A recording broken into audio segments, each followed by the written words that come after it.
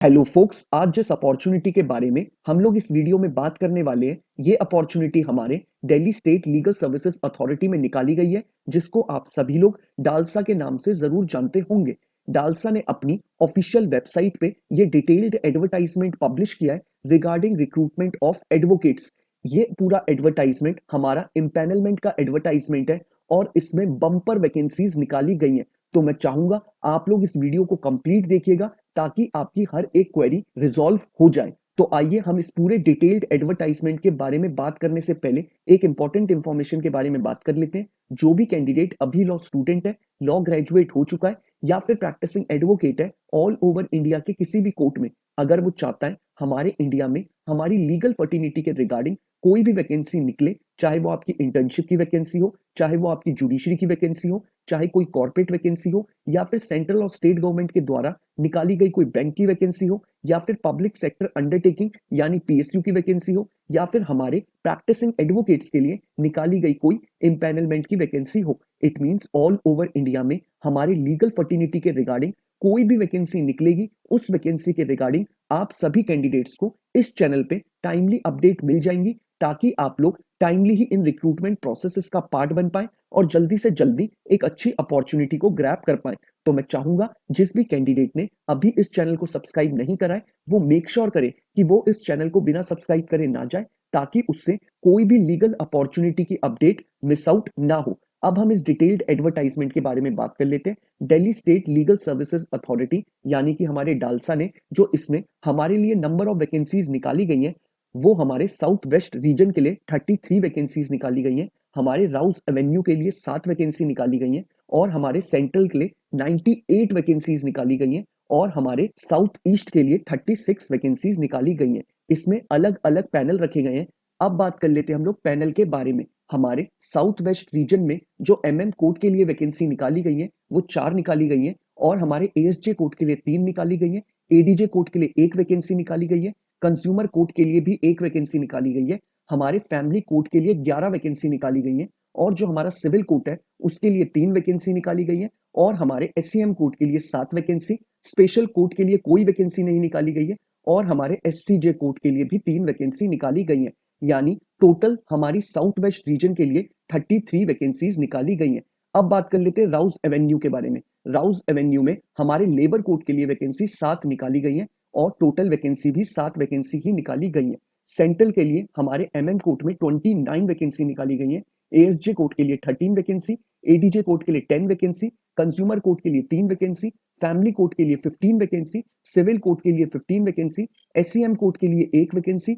Special court के लिए 2 vacancy, senior and citizen revenue court के लिए 5 वैकेंसी और हमारे मुस्लिम लॉ के लिए 5 वैकेंसी। तो टोटल हमारे सेंट्रल के लिए 98 वैकेंसीज निकाली गई हैं। अब बात कर लेते हैं हम अपने साउथ ईस्ट रीजन के लिए। साउथ ईस्ट रीजन के लिए हमारे लिए जो वैकेंसी निकाली गई है वो हमारे एमएम कोर्ट के लिए 23 वैकेंसीज निकाली गई है, उसके बाद एडीजे कोर्ट के लिए 1 वैकेंसी निकाली गई है और फिर हमारे एडीजे कोर्ट के बाद कंज्यूमर कोर्ट के लिए जो वैकेंसी निकाली गई है वो 1 निकाली गई है और हमारे फैमिली कोर्ट के लिए 7 वैकेंसी निकाली गई है और हमारे सिविल कोर्ट के लिए 3 वैकेंसी निकाली गई है और साथ ही साथ हमारे एनडीपीएस कोर्ट के लिए 1 वैकेंसी निकाली गई है। टोटल हमारे साउथ ईस्ट रीजन के लिए 36 वैकेंसी निकाली गई है। तो ये मैंने आपको पैनल के बारे में भी सारी इंफॉर्मेशन दे दी। अब बात कर लेते हैं हम इसमें कि हमें इस फॉर्म को अप्लाई कैसे करना है। इन्होंने क्लियरली मेंशन करा है कि आपको ये फॉर्म डालसा की ऑफिशियल वेबसाइट पे फिलअप करना है। आपका ये फॉर्म ऑफलाइन नहीं है, आपको इसे सिर्फ ऑनलाइन मोड से फॉर्म को फिलअप करना है।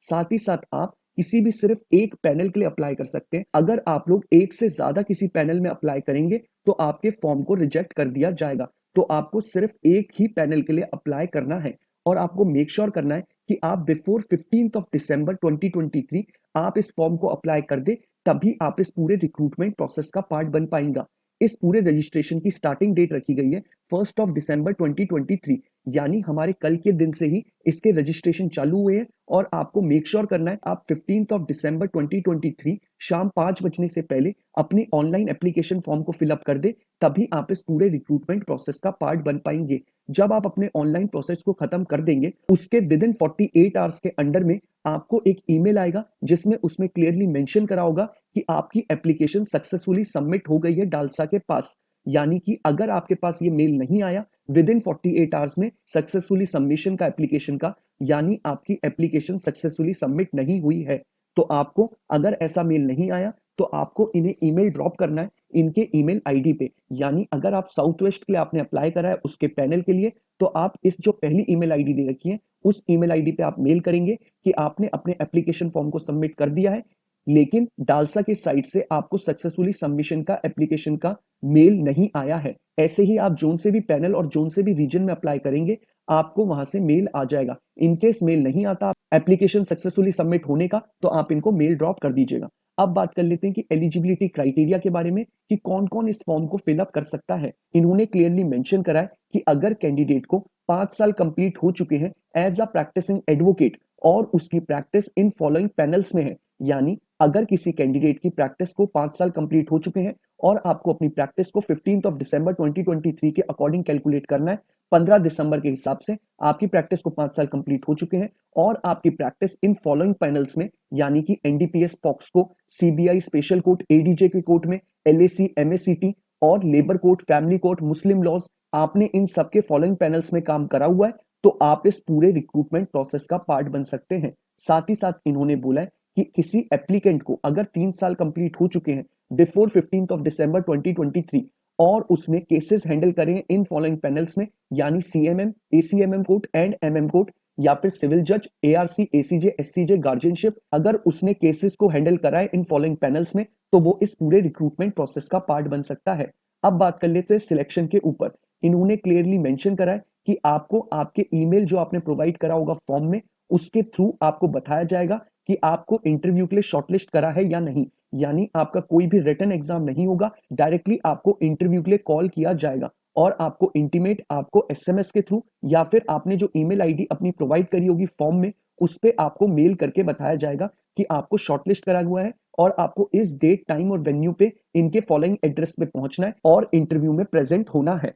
अब बात कर लेते हैं बाकी चीजों के बारे में। साथ ही साथ इन्होंने बोला है कि इंटरव्यू के टाइम पे आपको अपने सारे ओरिजिनल डॉक्यूमेंट्स को लेके जाना है, यानी आपको सारे अपने ओरिजिनल डॉक्यूमेंट्स इंटरव्यू के टाइम पे कैरी करने हैं। बाकी अगर आप एक इसमें इम्पैनल्ड एडवोकेट बनते हैं डालसा के साथ, तो मैं बताना चाहूंगा बहुत अच्छी अपॉर्चुनिटी है। बाकी मैं बताना चाहूंगा जिस भी कैंडिडेट का एलिजिबिलिटी क्राइटेरिया इस एडवर्टाइजमेंट में दिए गए एलिजिबिलिटी क्राइटेरिया के साथ मैच करता है, वो मेक श्योर करे कि वो इस फॉर्म को जरूर फिलअप करे। बहुत अच्छी अपॉर्चुनिटी है और ये बहुत कम निकलती है, इसलिए मैं चाहूंगा आप पूरी कोशिश करिएगा कि आप इसे जरूर अप्लाई करें। बाकी शॉर्टलिस्ट होना ना होना वो आपके हाथ में नहीं है, क्योंकि इसमें कोई भी आपके लिए एप्लीकेशन फी नहीं रखी गई है और फॉर्म भी ऑनलाइन है, तो आप लोग एक ट्राई जरूर दीजिएगा। बाकी अगर आपको इस फॉर्म को फिलअप करने में किसी तरीके की कोई क्वेरी आती है, तो आप लोग मुझे रीच आउट कर सकते हैं इंस्टाग्राम या ट्विटर पे या फिर यूट्यूब के कमेंट बॉक्स में ही कमेंट ड्रॉप कर सकते हैं। मैं मेक श्योर करता हूं हर एक कैंडिडेट को टाइमली बेसिस पे रिप्लाई कर दूं,